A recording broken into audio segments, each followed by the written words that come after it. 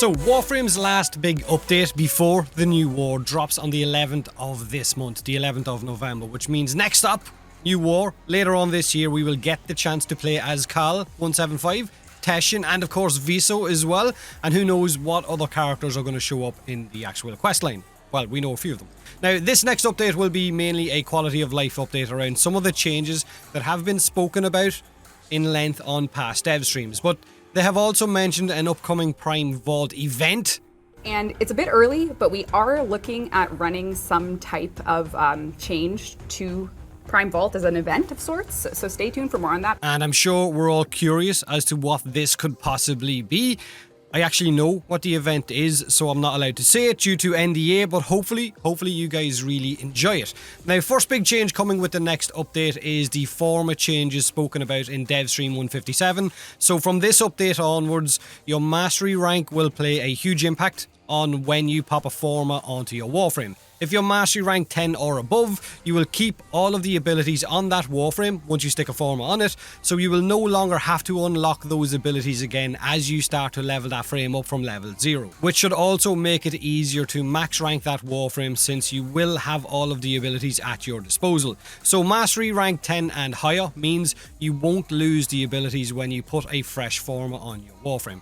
On top of this, if you're mastery rank 30 or higher, if you're legendary rank, you can bring unranked Warframes into level restricted missions like sorties. So sortie missions which would previously tell you can't bring an unranked frame, now you can.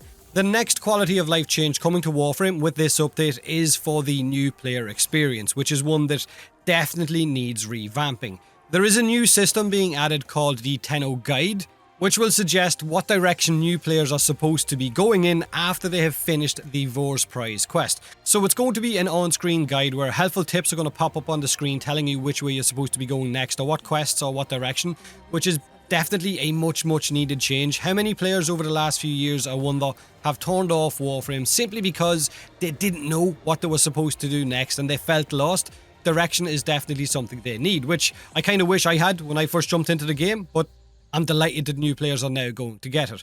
Resources for certain items are also changing as well, so they're going to tone down resource demands for amps and of course for necromechs as well to help you get baby's first amp, I guess, or baby's first necromech even quicker.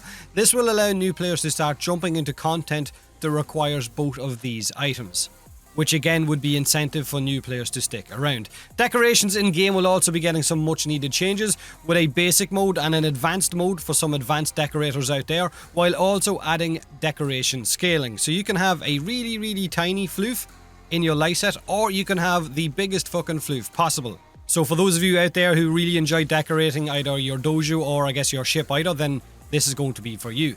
Now, in the workshop post yesterday put up by Digital Extremes, they did mention the fact that the last year or so has been a bit of a weird one for them content-wise, with them working from home for 19 months straight.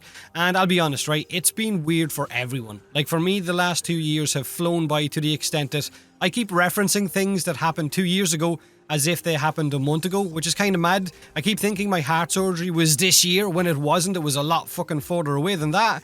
And I'm sure you might feel the same way, where time is a bit kind of weird right now. But the important thing was that they did acknowledge how veterans have been itching for something to do in-game and itching for new content to jump into. And they're saying that the new war is going to be that content later on this year with the biggest story quest in the game's history. And with that, I'm sure we will have plenty of new weapons, new warframes, new mechanics, new things to do as well that we know a little bit about from, I guess, previous dev streams that they've shown us little bits and pieces, as well as a possible end to the Lotus Ballas Sentient story arc.